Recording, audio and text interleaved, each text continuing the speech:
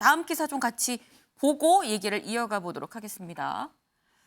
안철수, 황교안, 김기현 사퇴해야 공동전선을 지금 스크럼을 짰습니다. 김기현 후보 이거는 막장 내부 총질이다라고 지금 얘기를 했는데요.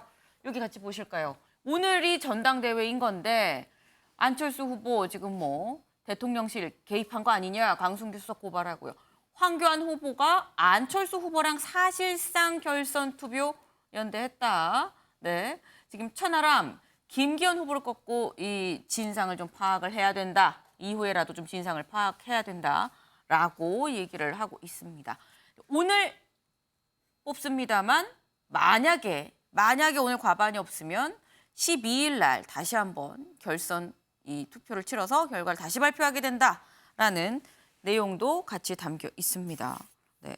일단 여기서 주목해야 될 거는 아까 2등, 3등, 4등, 1등 말고 2, 3, 4등 중에서 이 후보로 거론됐었던 사람들 안철수 후보와 황교안 후보가 지금 사실상 연대다 뭐 이런 얘기가 지금 나오고 있습니다.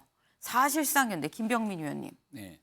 이거 연대로 볼 수 있는 건지 없는 건지 싶기도 합니다.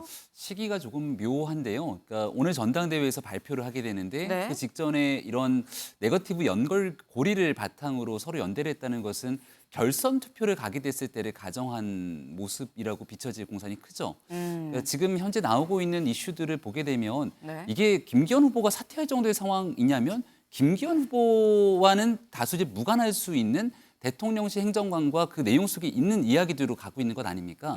시종일관 울산 땅 문제를 비롯해서 선거 중반 김기현 후보가 거의 다수 압도적인 득표를 가져가는 것처럼 비춰지니까 네. 이제 네거티브 공세를 지금까지 이어져 오고 있는 건데 이렇게 끝까지 후보를 사퇴해라 당선돼도 문제가 있다라고 하는 고리를 만들어 놓고 난 다음에 혹여나 결선 투표를 가게 됐을 때 김기현 후보가 문제가 있으니 나머지가 다 뭉치자라고 하는 포석을 두는 것 같다는 생각이 드는데요. 이런 방식의 정치 이 선거 프레임을 가져가게 되는 게 여당 집권당 입장에서 국민의힘을 지지하는 당원들이 볼 때는 매우 불편할 수 있는 상황일 겁니다. 그러니까 오늘은 당원들의 축제가 돼야 되고 어떤 후보가 당대표가 되든지 그동안 고생했다고 박수를 치고 부족했던 것들이 있으면 한 걸음 뒤로 물리면서 서로 화합하고 단결해야 되는데 축제의 날까지 단결이 아니라 오히려 서로를 이렇게 갈라놓는 방식처럼 선거 캠페인을 이어가고 있어서 걱정과 우려를 자아내고 있는 당원분들이 상당히 많은 것 같다는 말씀을 꼭 드려야겠습니다. 네. 저희가 지금 이게 사실상 연대인지 아닌지 먼저 일단 이 김병민 의원께 여쭤보긴 했는데 어제 이 상황 저희가 영상으로 안 볼 수 없겠죠. 같이 보고 얘기 이어가 보겠습니다. 이번이 최후 통첩입니다. 오늘 바로 사퇴하십시오. 만약 사퇴하지 않는다면 모든 증거들을 가지고 함께 싸울 것입니다. 김기현 후보는 이 두 사건에 대한 책임을 지고 즉각 사퇴해야 합니다. 지금까지 거짓된 변명과 회피로 일관했습니다. 대통령실에서 김기현 후보가 얼마나 못 믿어오면은 저렇게까지 하겠습니까? 저는 이거는 김기현 후보도 굉장히 큰 문제이고 대통령실의 행위도 이거는 범죄이기 때문에 선을 완전히 넘었다. 제가 좀 황당했던 것은 저에게 사퇴하라고 하더라고요. 아니 그걸 왜 내가 사퇴했더니 이유인지 잘 모르겠습니다만 기승전 김기현 사퇴로만 연결시키는 그런 모습으로 자꾸 하니 당원들이 역정이 나신다. 그런데 뭐 그게 공직선거법 위반이다 막 이렇게 막 떠들던데 그거는 명확하게 틀린 말입니다. 네, 지금 사퇴하라라는 후보들의 목소리 그리고 김기현 후보 왜 기승전 나만 사퇴하라고 하냐라는 김기현 후보의 목소리까지 지금 같이 들어보셨는데 저희가 이번에 만평을 또 하나 준비를 해봤습니다. 만평 같이 지금 보실까요? 네, 국민일보 만평입니다. 이제 황교안 후보입니다. 2주 전에는 안철수는 가짜 보수고 뻐꾸기 정치인이다라고 얘기를 했는데 어제 김기현은 물러가라 라며 둘이 어깨동무를 하고 같이 주먹 인사를 하더라라는 지금 이런 만평입니다. 이거 황교안 후보가 2주 전에서 왜 이렇게 변한 거냐라는 얘기를 하는 것 같은데 조상호 부위원장님. 네. 황교안 후보의 태도 변화 어떻게 해석을 해야 될까요? 황교안 후보 같은 경우는 우리나라의 검사를 지냈고 그다음에 법무부 장관을 하셨고 이제 총리까지 하신 분이에요. 그러니까 네. 뭐 총리의 경력을 제외하고 나면 사실상 법률가로서 30년 넘게 활동하신 분입니다. 네. 근데 이번에 김기현 후보 측에서 그러니까 이렇게 제기하는 의혹들을 보면 다 네. 법률적인 문제들이에요. 예를 들면 울산 땅 문제도 이제 보면 이제 본인의 이해충돌 문제라든가 아니면은 뭐 직권을 남용한 문제와 관련된 부분들이고요. 지금 이 건 관련해서도 이미 안철수 후보 측이 강승규 시민사회 수석을 공수처에다가 이제 그 직권 남용으로 고발하겠다라고 하는 네. 상황이고 거기에 같이 연대 의사를 표시해 주는 거거든요. 그래서 법률가적인 관점에서 볼 때 이 부분은 도저히 허용할 수 없다. 그렇기 때문에 이런 위법한 그 어떻게 보면 당내 선거를 좀 제지할 필요가 있겠다 해서 그 부분 연대 의사를 표시하시는 것 같습니다. 근데 한 가지 좀 재미있는 건 네.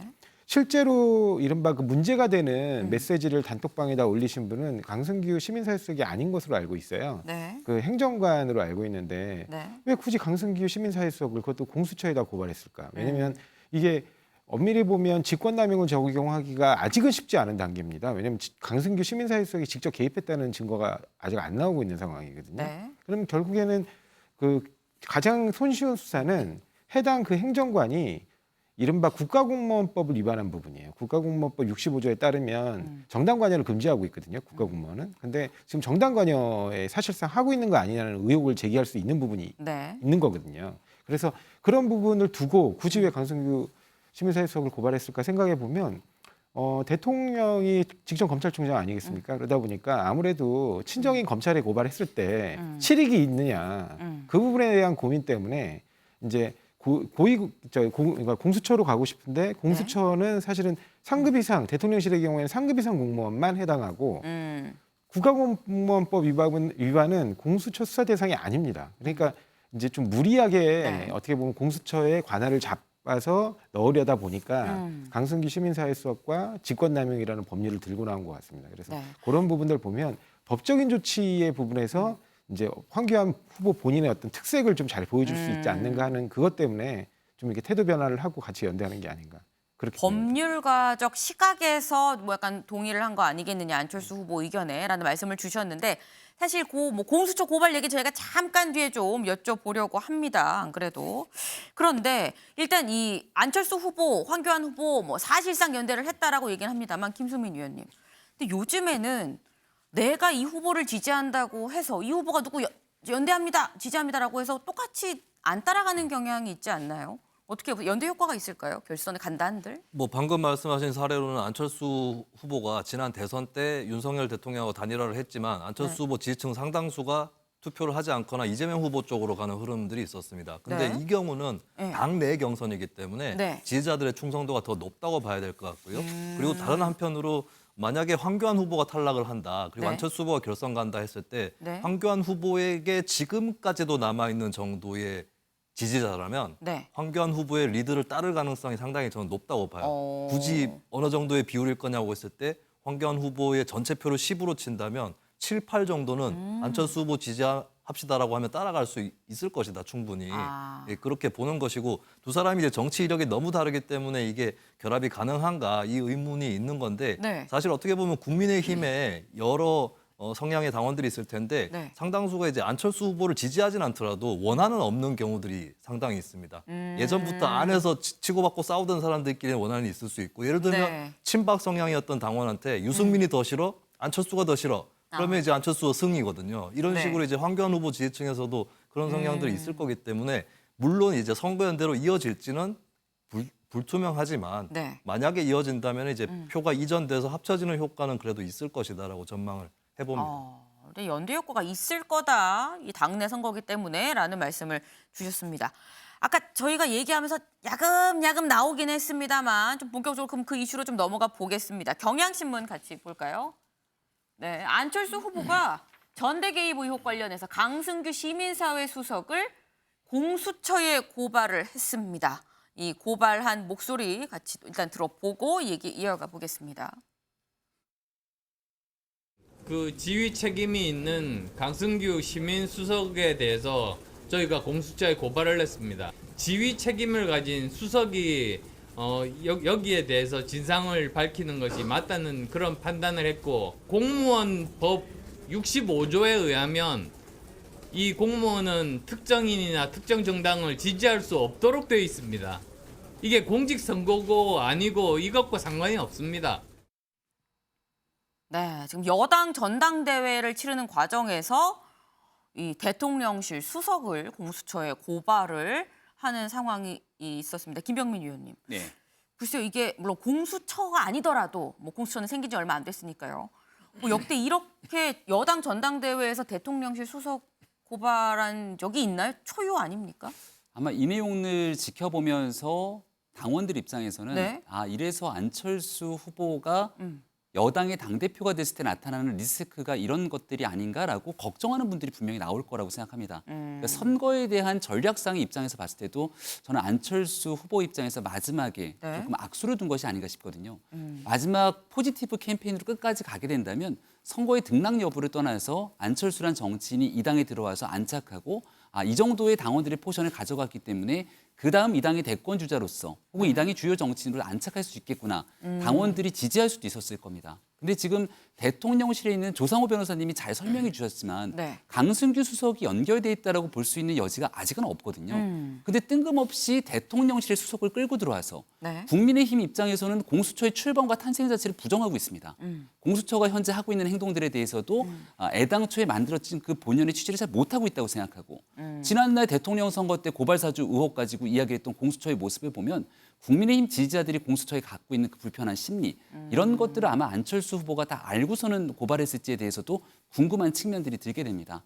그래서 이 내용에 대해서는 적정 수준에서 문제를 삼고 그리고 공정한 선거를 가기 위한 공무원들이 정치 중립 반드시 지켜야 된다 얘기하면서 선언적 메시지를 내고 그다음 전당대회 결과를 차분하게 지켜보게 된다면 아주 만약 결선 투표를 가게 됐을 때 네. 오히려 안철수 후보에게 가져가게 되는 또 다른 장점들이 있을 텐데 이렇게 대통령실을 무리하게 끌어내면서 마지막에 대여 투쟁 같은 방식들을 택하게 되니까 아니 여당의 당대표를 뽑는데 대여 투쟁하겠다는 게 말이 되는 것이냐라는 당원들의 인식들이 쏟아지고 있어서 어제 그제 나왔던 안철수 후보, 황교안 후보의 이 같은 태도들이 당원들께 큰 호응을 얻기는 어려운 상황으로 보인다 생각합니다. 윤영걸 대표님. 예.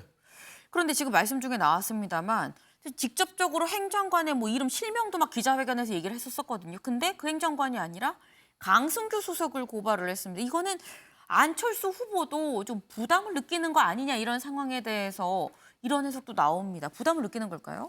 아무래도 뭐 전당대회 발표가 하루 남았으니까 좀 뭐 부담을 정치적인 어떻게 보면 그 전당대회에서 네. 이 뒤집기 막판에 김기현 후보를 뒤집어 버리겠다. 그래서 의욕적으로 저는 황교안 후보랑 기자회견도 하면서 네. 연대를 모색하면서 한 판을 한 거로 보는데 본인도 조금 저게 좀 무리한 거 아닌가 싶어요. 직접 한 거는 카톡방에서 그 행정관이 한 건데 그 시민사회 우회 상관을 고발했거든요, 공수처에. 네. 제가 봐도 조금 핀트에는 좀 안 맞아요. 당사자를 해야죠. 그러니까 공수처 대상이라고 당사자는 행정관이 아까 조 변호사님 말씀하셨지만 네. 행정관은 공수처 대상이 아니라면서요. 그러니까 검찰에다 해야 되는데 검찰은 또 윤 대통령이 검찰 출신이니까 제대로 안 할 것 같다. 뭐 이런 이유 때문이라는데 그게 좀 안 맞죠. 그리고 또 그 행정관 때문에 네. 또 김기현 후보 사퇴하라. 이거가 좀 바로 맞나요? 오히려 그 우회 상수석이나 뭐 대통령 사과라는 말이 되죠, 그거는. 근데 김기현 후보랑 직접적으로 상관이 뭐가 있나요? 선거에 뭐 물론 운동을 했니 잘했느니 잘못했기를 떠나서 네. 제가 보기에는 직접적인 포인트도 아니다. 그리고 또 안철수 후보가 어제 한 얘기 중에 수사 결과를 보고 전당대회 승복 여부를 밝히겠다 했는데 수사가 그렇게 하루 이틀에 번개불에 콩튀겨 먹듯이 그게 바로 되나요?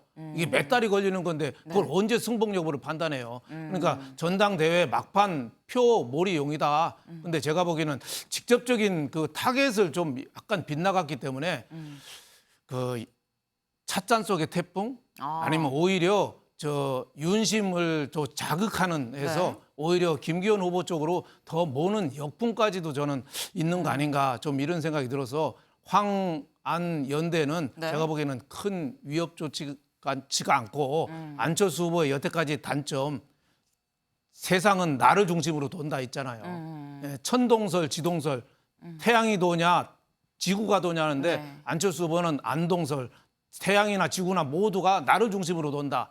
그런 의미에서 저렇게 한 거지 제가 보기엔 좀 무리수가 아닌가 이런 생각이 좀 듭니다. 아니, 지금 무리수라고 말씀을 주셨는데 김수민 위원님은 어떻게 보세요? 네, 일단 바로 시민사회 수석을 고발하는 것은 좀 맞지 않다는 생각은 들고요. 저는 오히려 관점을 완전히 바꿔서 고발 주체하고 대상이 달라져야 된다고 보는 게 국민의 힘이 네. 그 행정관을 고발해야 된다고 봅니다.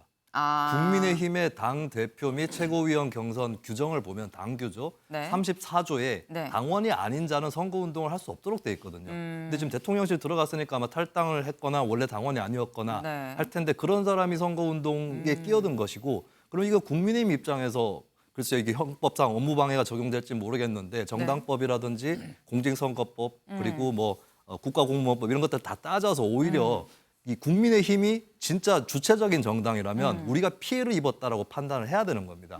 예, 그렇기 때문에 완전 관점을 바꿔서 말씀을 드리는 건데 네. 근데 국민의힘이 과연 그렇게 할 수 있을까? 예, 그것이 저는 굉장히 의심스럽습니다. 네. 네. 지금 국민의힘이 오히려 고발을 해야 되는 상황 아니냐라고 말씀을 주셨습니다.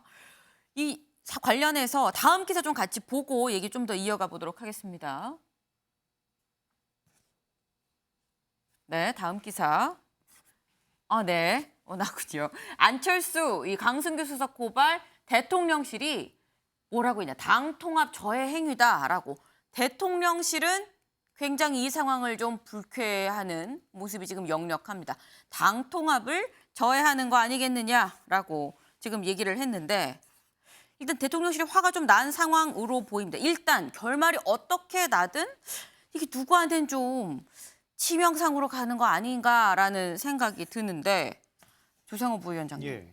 근데 이런 상황까지 가게 되면 일단 선거가 끝난 다음이 우려가 되는 거거든요. 네. 선거가 끝난 다음에 전대 후유증 어떻게 보십니까? 일단은 그 이번에 안철수 후보하고 황교안 후보가 같이 이렇게 공동 선언을 하시면서 네. 말씀하신 게 있어요. 저도 약간 귀를 의심했는데 만약에 이대로 김기현 후보가 사퇴하지 않고 만약에 그렇게 해서 김기현 후보가 당대표가 된다 한들 네. 우리는 그걸 인정하지 않고 대여투쟁에 나서겠다고 그러시더라고요. 그러니까 당내 투쟁도 아니고 대여투쟁이라는 표현을 쓰셨어요. 네. 그러니까 대여투쟁이라고 하면 결국에는 집권 여당인 지금 국민의힘과 그다음에 대통령실을 겨냥한 거거든요. 그걸 함께 묶어서 사실 여권이라고 우리가 표현하지 않습니까? 네. 그러니까 이렇게 되면 이게 같이 한 당으로 같이 가신다는 얘기인가 아니면 탈당을 하신다는 얘기인가.